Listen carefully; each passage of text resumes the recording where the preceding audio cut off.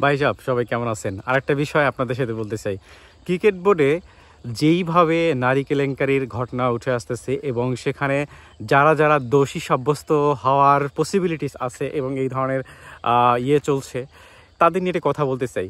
আসলে বাংলাদেশের তো এমন কোনো সেক্টর নাই, সেটা এনজিও সেক্টর হোক, সেটা প্রাইভেট সেক্টর হোক, সেটা কর্পোরেট সেক্টর হোক, সেটা গভর্নমেন্ট সেক্টর হোক এবং public institution, private public institution হোক না কেন, সব জায়গায় নারী দিয়েই ব্যবসা করা হয় অনেক সময়। এবং নারীরা এমন একটা জায়গায় তাদেরকে ডমিনেট করা হয়, তাদের এমনভাবে ব্যবস্থা নেওয়া হয়, আসলে তারা বাধ্য হয়ে অনেক সময় সিচুয়েশনকে কন্ট্রোল করতে গিয়ে, অনেক সময় কেরিয়ারকে ভেবে তারা এই ধরনের কাজগুলো করে।